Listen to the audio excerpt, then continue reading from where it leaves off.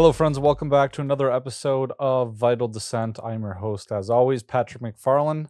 This is episode 274, and the show notes may be found at vitaldescent.com/274. In this episode, we're going to be talking about the International Criminal Court and the revelations by The Guardian that basically Israel has worked for at least 9 years to undermine the International Criminal Court in efforts to suppress any type of prosecution for war crimes of its leaders, including Benjamin Netanyahu. So, first, as a roadmap, we're going to be talking about the International Criminal Court and exactly what it is, where it gets its power from. Then we're going to dive into the headlines. But first, here's just a little teaser, kind of not to bury the lead here. Here's an article from El Mayadeen English from last month entitled ICC must be allowed to work, quote, without intimidation, say 93 members. We're going to go through some other headlines as well, but just it says the International Criminal Court must be allowed to conduct its work without intimidation, stressed a joint statement issued late Friday by 93 states aimed at reinforcing support for the judicial body, reports The Guardian. The large group of ICC member states pledged to defend the institution and, quote, preserve its integrity from any political interference and pressure against the court, its officials, and those cooperating with it. So I just want to remind everyone that Vital Descent is featured at the Libertarian Institute. I am the Justin Raimondo Fellow over there at the Institute, and we are doing a fundraiser, our summer fundraiser right now. And we're giving you guys the opportunity to help join us in the cause, fighting for liberty and spreading the ideas of liberty, freedom, and prosperity. Head on over to libertarianinstitute.org/donate. Go on over. You can get awesome bonuses for joining us in our fight, including signed copies of Scott Horton's books, and some of our books that we publish as well that you can pick for yourself. Head on over there. If you really want to increase your impact, become a recurring donor. Again, libertarianinstitute.org/donate.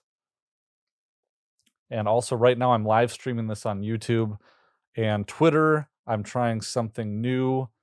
So if you are watching this, feel free to pop in the chat and I will be responding to messages that you guys send me and maybe questions or something like that. But just know if you're listening to the podcast version that if this goes well, it might be something that I do more regularly, live stream the recording of these episodes on YouTube. So if you go to icc-cpi.int/about/the-court, here's the page where the court explains itself in its own words. The International Criminal Court investigates and, where warranted, tries individuals charged with the gravest crimes of concern to the international community: genocide, war crimes, crimes against humanity, and the crime of aggression. That should be our language, right, as libertarians? This cause is the cause of all humanity, says former UN Secretary General Kofi Annan. It says the court is participating in a global fight to end impunity, and through international criminal justice, the court aims to hold those responsible accountable for their crimes and to help prevent these crimes from happening again. The court cannot reach these goals alone. As a court of last resort, it seeks to complement and not replace national courts. Governed by an international treaty called the Rome Statute, the ICC is the world's first permanent international criminal court.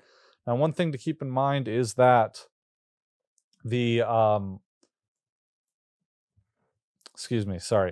one thing to keep in mind is that the ICC is where individuals are charged, and the ICJ is where states are charged. So those are two really important differences to note, because you heard about essentially everything that was happening in the ICJ about the genocide accusations against Israel and everything that has to do with that. It's like these are two different things, and you just got to keep that in mind when you're looking at it. So how the court works, the crimes. The court's founding treaty called the Rome Statute, grants the ICC jurisdiction over four main crimes. First, the crime of genocide is characterized by the specific intent to destroy in whole or in part a national, ethnic, racial, or religious group by killing its members or by other means, causing serious bodily harm or mental harm to members of the group. So we've covered this on the show a whole lot. So that's the first crime. Second, the ICC can prosecute crimes against humanity, which are serious violations committed as part of a large-scale attack against any civilian population. So there's a whole bunch of different detailed crimes in the Rome Statute. Third, war crimes, which are grave breaches of the Geneva Conventions in the context of armed conflict, and include, for instance, the use of child soldiers, the killing or torture of persons such as civilians or prisoners of war, intentionally directing attacks against hospitals, ding, ding, ding, historical monuments, or buildings dedicated to religion, education, arts, science, or charitable purposes. I think that in our coverage, and if you've been watching, Kyle Ancelone, Conflicts of Interest, or Dave DeCamp at Anti-War News, you'll hear all about how Israel is blowing up hospitals, universities, art, science, education centers in Gaza, and that should be illegal, right? It is. So finally, the fourth crime falling within the ICC's jurisdiction is the crime of aggression. It is the use of armed force by a state against the sovereignty, integrity, or independence of another state. The definition of this crime was adopted through amending the Rome Statute at the first review conference of the statute in Kampala, Uganda in 2010. So, legal process. As an international court, the ICC's legal process may function differently from that in your national jurisdiction. Below are a few highlights giving key information on the legal process. Oh boy, okay, so jurisdiction. The court may exercise jurisdiction in a situation where genocide, all those crimes we talked about, were committed on or after July 1st, 2002, and the crimes were committed by a state party national or in the territory of a state party, or in a state that has accepted the jurisdiction of the court, or the crimes were referred to the ICC prosecutor by the UN Security Council pursuant to a resolution adopted under Chapter 7 of the UN Charter. So, interesting. Cooperation. As a judicial institution, the ICC does not have its own police force or enforcement body, thus it relies on cooperation with countries worldwide for support, particularly for making arrests, transferring arrested persons to the ICC detention center in The Hague, freezing suspects' assets, and enforcing sentences. While not a UN organization, the court has a cooperation agreement with the UN. When a situation is not within the court's jurisdiction, the UN Security Council can refer the situation to the ICC, granting it jurisdiction. This has been done in the situations in Darfur, Sudan, and Libya. The ICC actively works to build understanding and cooperation in all regions. For example, through seminars and conferences worldwide, the court cooperates with both states, parties, and non-states parties. The UN works in particularly close cooperation with its host state, the Netherlands, regarding practical matters such as constructing the court's new permanent buildings, transferring suspects to the ICC detention center, facilitating their appearances before the court, and many other matters.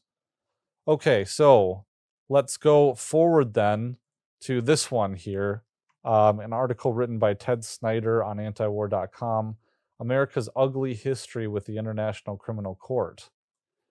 He writes, May 31st of this year, on May 20th, the chief prosecutor of the ICC announced that he was seeking arrest warrants for Israeli Prime Minister Benjamin Netanyahu and Defense Minister Yoav Gallant, as well as for Hamas leaders Yahya Sinwar, Ismail Haniyeh, and Mohammed Diab Ibrahim al-Masri. Officials in Washington lashed out against the court and began preparations to pressure the ICC to back off on pursuing the arrests. Netanyahu and Gallant, the U.S. insisted, should be left alone or left to Israel's courts. The Hamas officials should be held accountable, according to the State Department, but not by the ICC. Interesting. The Israeli government should hold them accountable on the battlefield, and if not a battlefield, then a court of law, State Department spokesman Matt Miller said. Quote, we absolutely believe that Hamas should be held accountable. That could either be through the prosecution of the war effort by Israel, it could be by being killed, it could be by being brought to justice in an Israeli court. Congress is looking to take the lead in punishing the ICC. House Speaker Mike Johnson said, quote, Congress is reviewing all options, including sanctions, to punish the ICC and ensure its leadership faces consequences if they proceed. During a Senate Foreign Relations Committee, Secretary of State Antony Blinken was asked if the White House would cooperate on legislation that includes the question of the ICC sticking its nose in the business of countries that have an independent, legitimate democratic judicial system. Blinken responded that he is, quote, committed to doing just that. He added, we want to work with you on a bipartisan basis to find an appropriate response, and that there's no question we have to look at the appropriate steps to take to deal with, again, what is a profoundly wrong-headed decision. Blinken told the Senate Appropriations Subcommittee he would welcome working on bipartisan sanctions against the ICC. However, the White House may be considering other steps to deal with the ICC that do not include sanctions. On May 28th, White House spokesperson John Kirby said that sanctions were, quote, not the right answer to deal with the arrest warrants. It is not what the White House it is not that the White House would not punish the ICC, but that sanctions on the ICC are not an effective or appropriate tool to address U.S. concerns. White House Press Secretary Karine Jean-Pierre said, adding that the White House, quote, will work with Congress on other options to address the ICC overreach. Still, the White House remains firmly committed to thwarting the ICC deliberation into issuing an arrest warrant for Netanyahu. Quote, let me be clear, Biden said, we reject the ICC's application for arrest warrants against Israeli leaders. Washington has centered its argument on the grounds that a democratic nation's legal system should be given priority to act first. Marjorie Cohn, Emerita Professor of Law at Thomas Jefferson School of Law and Dean of the People's Academy of International Law, told me, Ted Snyder, quote, the ICC operates under the principle of complementarity. That means the court will assume jurisdiction over a case only if the home country of the accused is unable or unwilling to hold him legally accountable. The White House also argued that Israel is not a member of the ICC. That was my next question, because remember, we went through how the court works from its own website, saying that it was created by the Rome Statute, which is an international treaty. So the White House says the court lacks jurisdiction over Tel Aviv. Additionally, the Biden administration said that because the U.S. is not a member, it should not have to support or follow the court. But the U.S. fully supported the recent ICC arrest warrant for Russian President Vladimir Putin over actions taken in Ukraine. Russia and Ukraine are also not members of the ICC. Biden endorsed the arrest warrant for Putin, saying, quote, well, I think it's justified, the U.S. leader said, but the question is, the ICC is not recognized internationally by us either, but I think it makes a very strong point. Blinken urged all member nations of the ICC to comply with Putin's arrest warrant. Asked if European allies should, quote, turn over Putin, Blinken answered, I think anyone who's a party to the court and has obligations should fulfill their obligations. So I don't want to read Ted Snyder's entire article, but I think that he gives a lot of context that's very important to understanding, the hypocrisy that the United States has here, cutting against the ICC or, their sordid history of undermining the ICC. Here's another short article that helps set the context of this recent revelations by The Guardian. On May 20th of this year, Dave wrote, ICC seeks arrest warrants for Israeli and Hamas leaders. On Monday, the ICC announced it was seeking arrest warrants for senior Israeli and Hamas leaders for war crimes and crimes against humanity related to the October 7th Hamas attack. Karim Khan, the ICC's chief prosecutor, said his office was seeking warrants for Israeli Prime Minister Netanyahu and Yoav Gallant. So he specifically, here's a little more detailed than Ted Snyder's piece. Khan alleged the Israeli leaders were responsible for the following crimes: starvation of civilians as a method of warfare as a war crime, willfully causing great suffering or serious bodily injury or health, contrary or cruel treatment as a war crime, willful killing or murder as a war crime, intentionally directing attacks against the civilian population as a war crime, extermination and or murder, including in the context of deaths caused by starvation as a crime against humanity, persecution as a crime against humanity, other inhumane acts as crimes against humanity. So moving forward then, in a little bit earlier, there was on May 6th, so that happened on May 20th, on or about May 20th. Earlier on May 6th, 12 Republican senators sent a letter to Khan, the chief prosecutor of the ICC, threatening him that if he did issue warrants, they would take action against him. So fast forward again to June, May 28th, here's the revelation by The Guardian that came out at the end of May. And then we have another piece from June 16th by El Mayadeen English. But here's El Mayadeen on May 28th. Headline is ex-Mossad head threatened ICC chief to abandon IOF war crimes probe. The subheading is 4 sources confirm that ICC's then prosecutor, Fatou Bensouda, apologies for pronunciation, notified a few senior ICC officials about Yossi Cohen's attempts to persuade her not to go on with the Palestine case. The article says the former head of the Israeli Mossad, Yossi Cohen, reportedly threatened the former chief prosecutor of the ICC, Fatou Bensouda, during secret meetings to pressure her into abandoning the investigation into Israel for war crimes in Palestine. So again, this is the former head of the Mossad threatening the former female prosecutor, chief prosecutor of the ICC, not to continue investigating Israel for war crimes in Palestine. According to The Guardian, an Israeli source briefed on the operation against Bensouda claimed that the Mossad meant to compromise Bensouda or enlist her as someone who would work with, quote, Israel's demands, while another source said Cohen was serving as Netanyahu's, quote, unofficial messenger.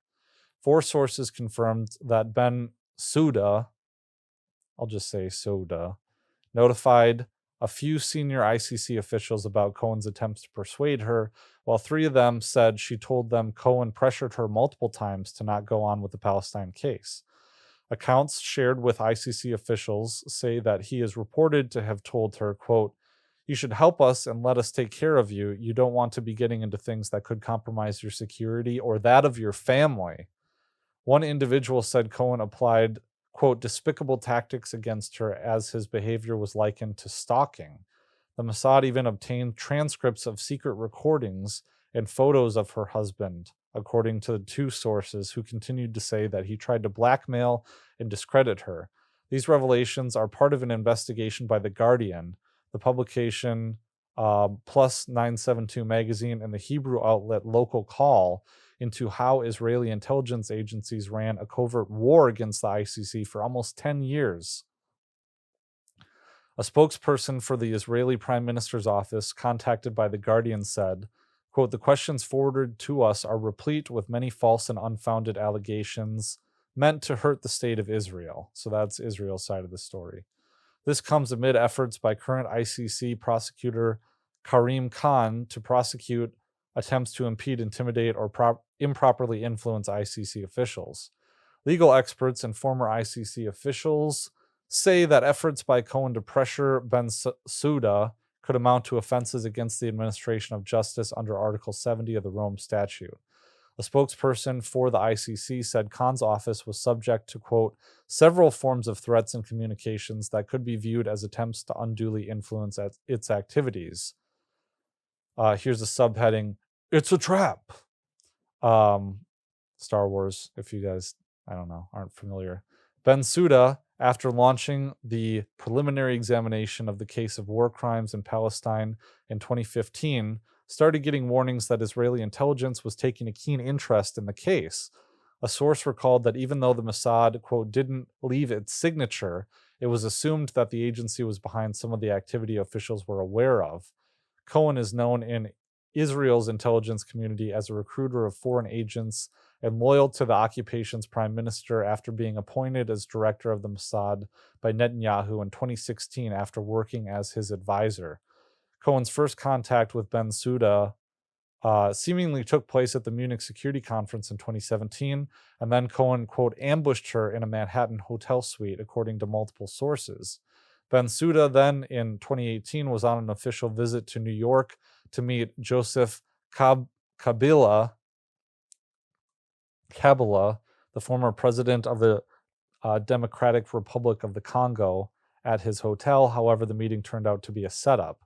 Bensouda's staff were asked to leave the room, after which Cohen came in, according to three sources familiar with the meeting, which caused concern to Bensouda and a group of ICC officials accompanying her.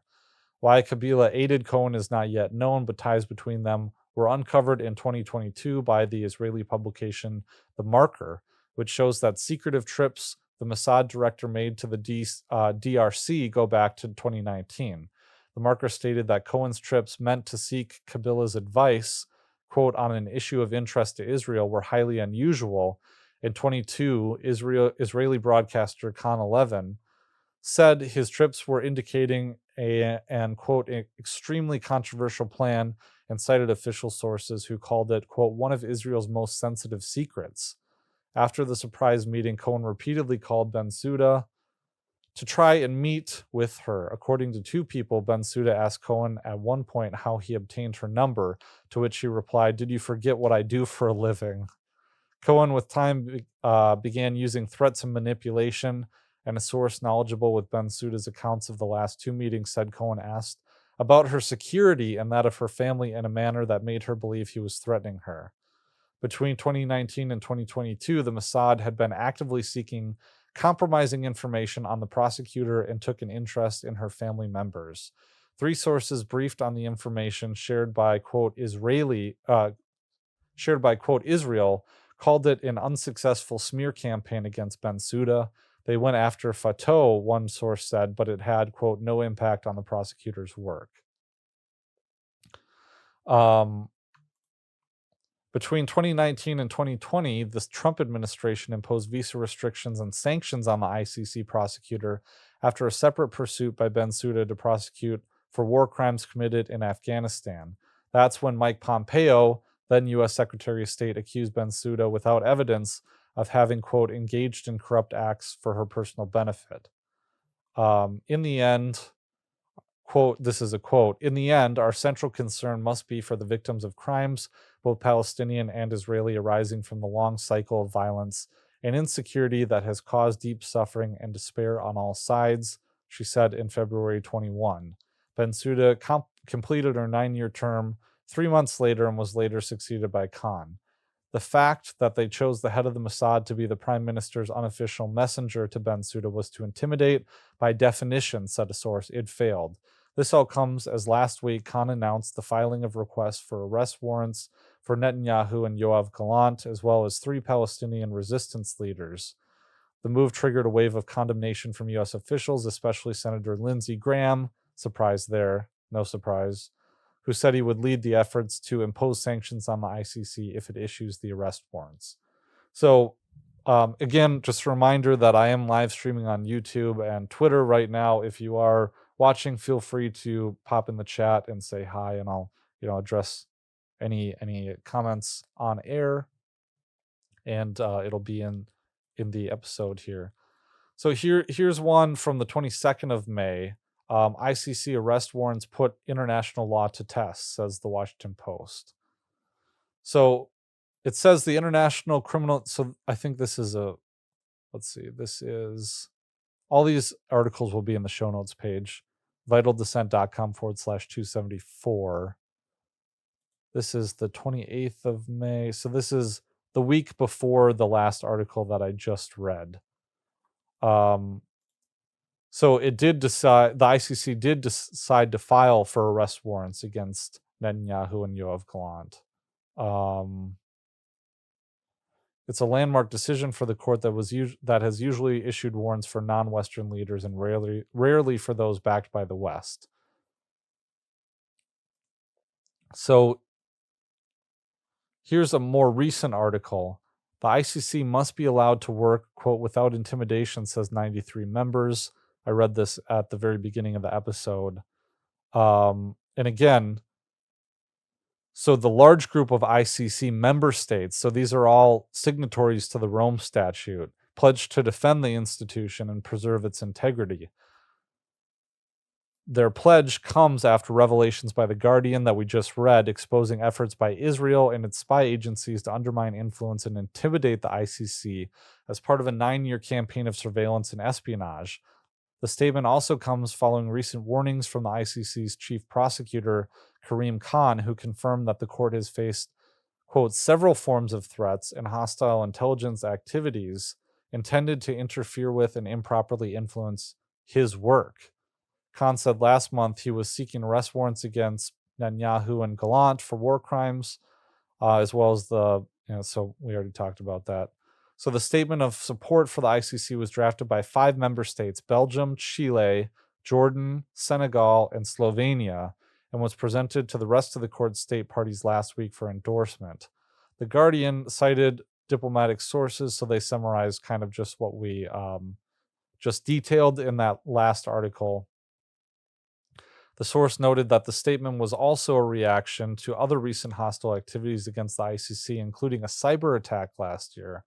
The court is going after some very powerful people, not just in the Palestinian investigation, and it's time to send a message that the state parties are there to defend it, the source was quoted as saying.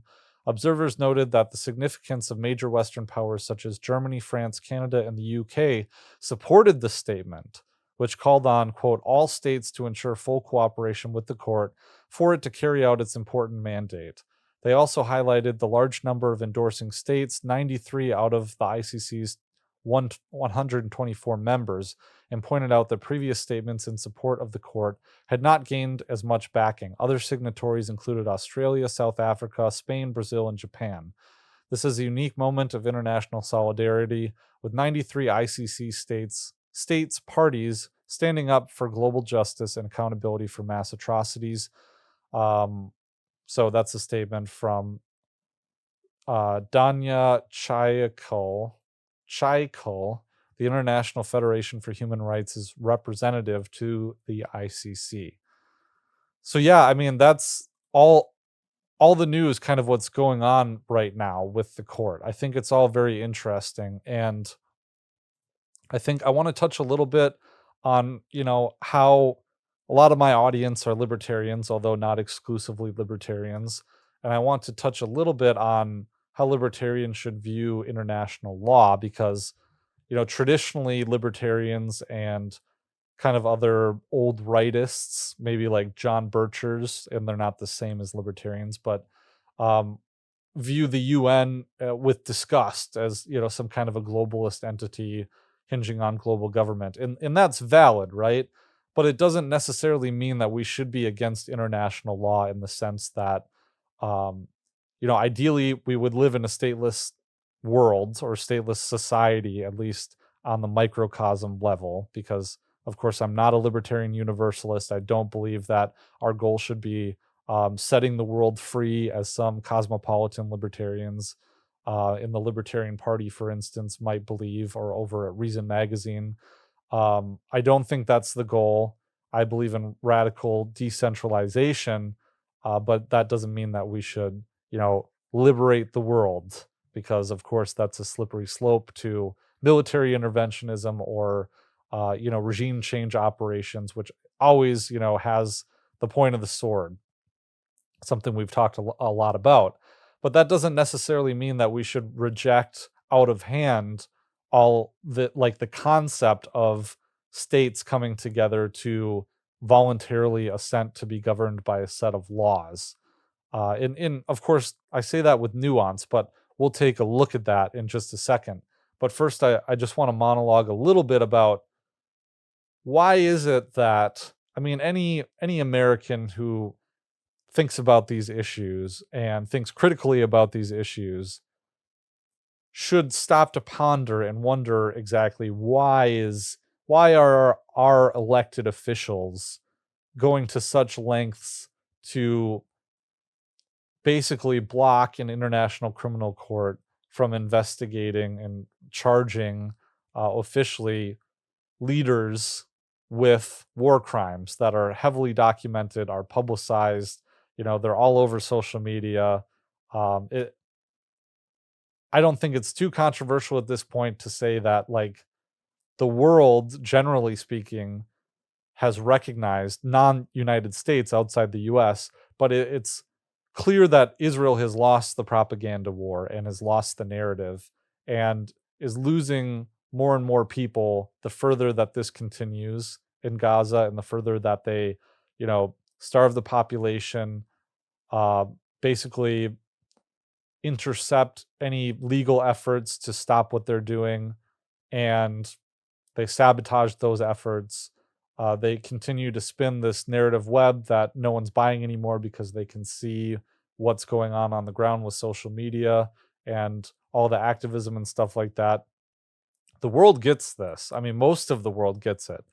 Even and you see these cracks forming with what I just read, that even, some of our lapdog states and some of our close partners, including Japan, which has, I believe, the largest US military presence out of any country in the world.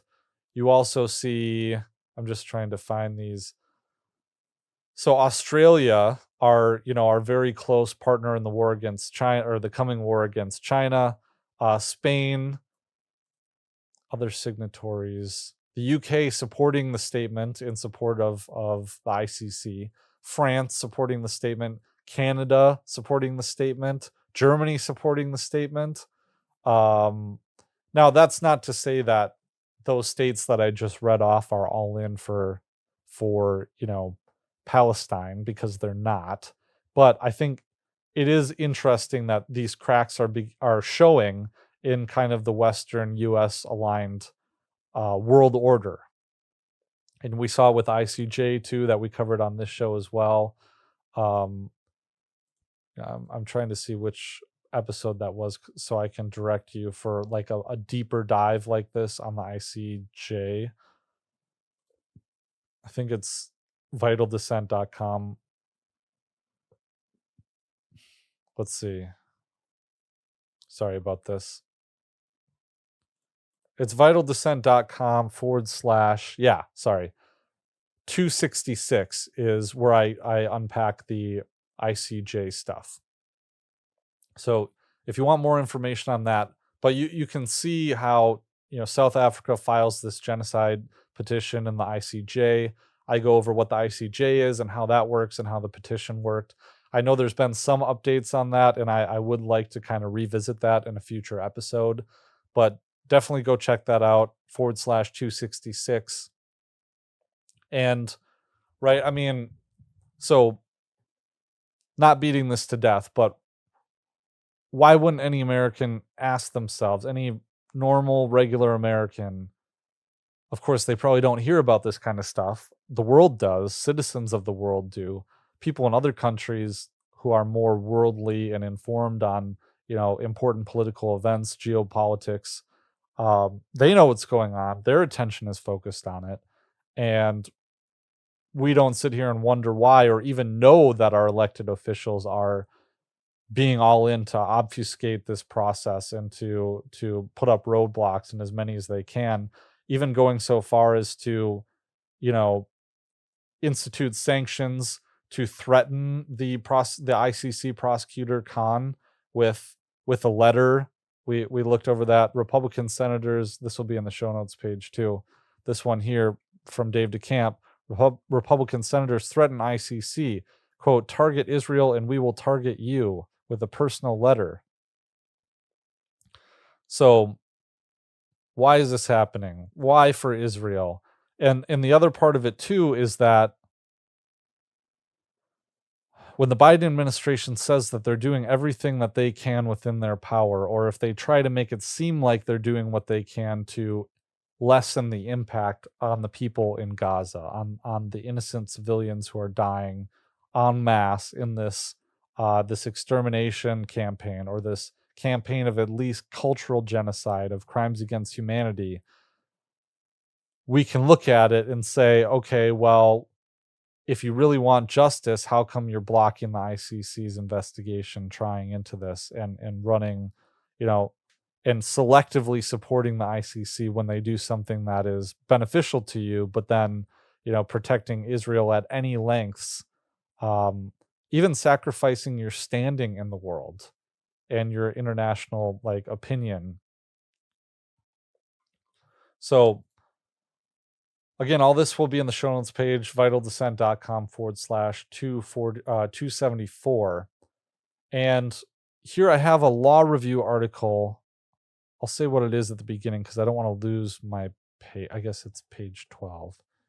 So this is Scott James Meyer wrote this article. I'm trying to see, it's the University of Glasgow School of Law, talking about specifically the Austrian School of Economics and Murray Rothbard, Frederick Bastiat, and Ludwig von Mises. Details that in the setup, but then on page 12, he talks about how libertarians in this school of thought should relate to international law. So paragraph C on page 12 of his paper, which I'll link in the show notes page as well, titled "The Anarcho-Capitalist in International Law, Obvious Tension with Potential Agreement and Cooperation." Ironically, he says, what are considered disparaging and frustrating problems in international law are what would most attract anarcho-capitalists to its cause. The apparent absence of an enforcement mechanism in international law would be seen as a virtue by anarcho-capitalists. One of the basic tenets of the anarcho-capitalist philosophy is non-coercion in life and law. The lack of a sword is to the anarcho-capitalist a beautiful thing. Though anarcho-libertarian scholars are hesitant to accept the premises and obligations of much of international law, they have found it useful when opposing the domestic policies of their home countries. Congressman Ron Paul was vocal and steadfast that the invasions of Afghanistan and Iraq were both immoral and illegal according to international law, as well as critiquing the UN when it provides an impetus for intervention and invasions by such things as the responsibility to protect.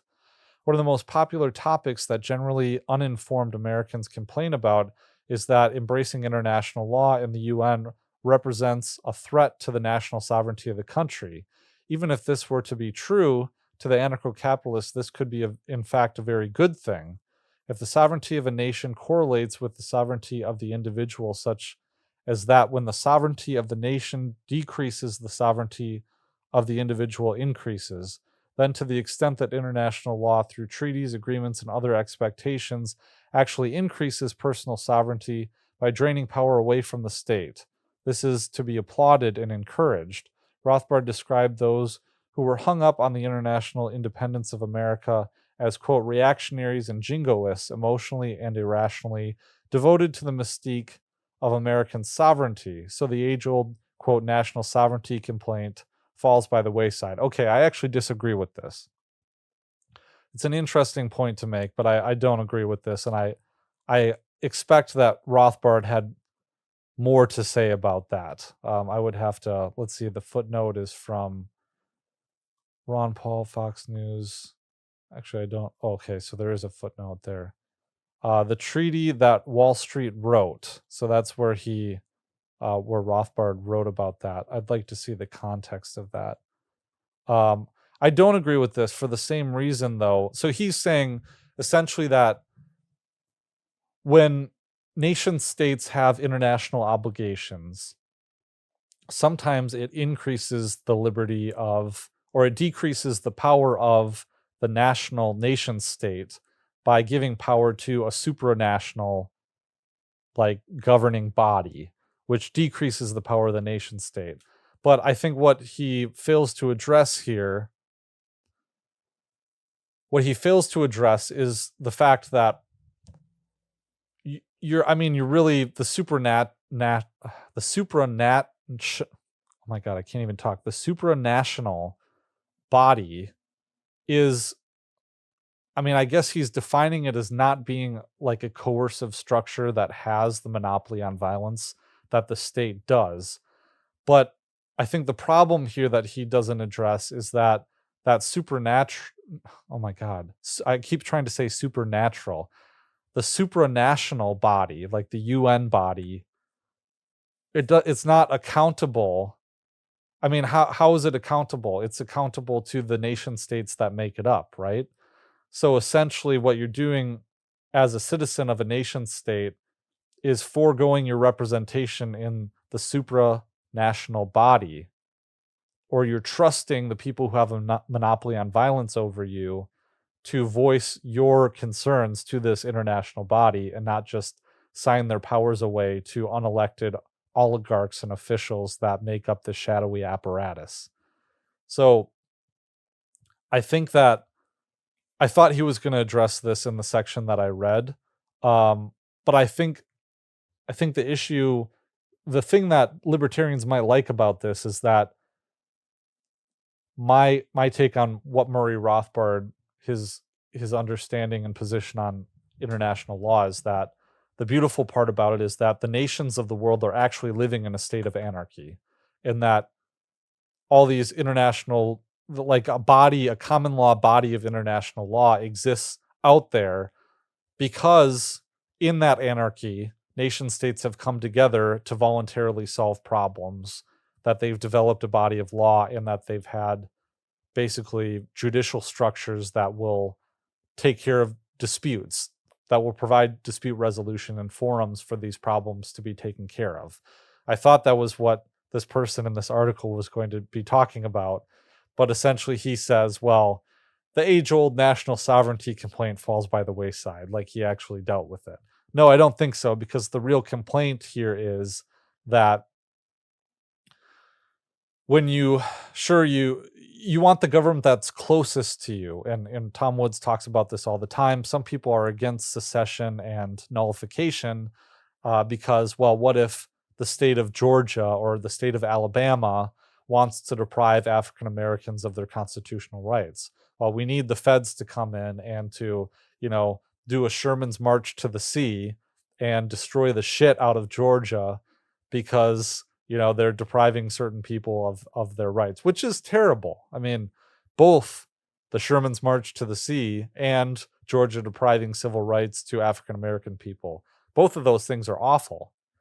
But again, the government that's closest to you is the one that is easiest to change. So it is much easier to change, as a citizen of Wisconsin in a small town.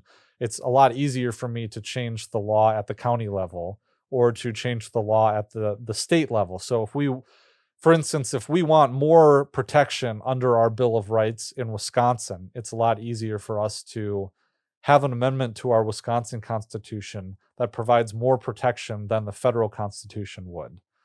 And through that process, you can have more protections and make sure that those protections are being enforced by affecting your local government, which is made up of, a smaller amount of individuals, in which case it is theoretically easier to bring activists together and actually affect change. So I don't like the way that he just disposes of this in this article. And I don't know if he is actually someone who understands. It'd be fascinating to go through this actual article because I see he does quote Lou Rockwell, or at least cites Lou Rockwell and the Mises Institute. So yeah, I don't know who this individual actually is. It'd be interesting to get them, Scott James Meyer, onto a podcast interview. See if he's actually an adherent to, part of this world in the same way that a lot of people that listen to this show are. So okay, I don't want to overstay my welcome with this. I think this was pretty jam-packed full of information for you guys to chew on. Again, I just want to mention that the Libertarian Institute, we're doing our fundraiser.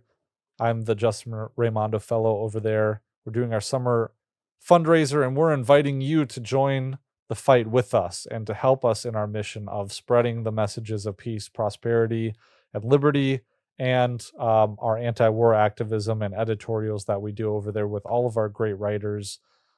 basically all this money goes to keeping the staff and keeping the website running. And we're kind of at that point where, in order to keep the lights on, and this is the way it's always been, in the same way that antiwar.com is, we are literally living from fundraiser to fundraiser. So joining that fight with us, becoming a part of it, crucial to keeping that fight going.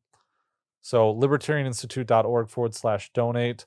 If you like my work specifically, you can join my membership newsletter, What They're Not Telling You. It's called What They're Not Telling You. It's at vitaldissent.club. So there's vitaldissent.com, which is the podcast host website, and vitaldissent.club. Sign up at vitaldissent.club. You get the free email newsletter. You can also become a supporting member, and you will help me produce the Truth About Oppenheimer Part 2 documentary, which I am working on the script on right now. I hope to get it out and done before the end of the summer. And let's see, there's one more thing. Yes, you can get your name read along with all the other supporters, the paid supporters, premium members, and I'm going to read them off right now.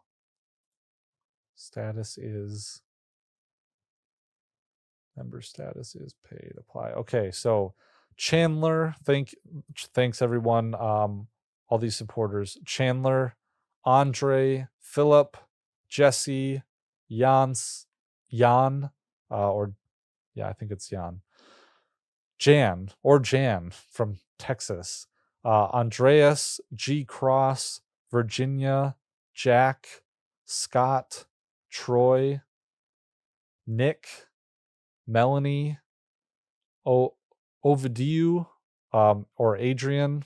Sorry if I'm just butchering your name.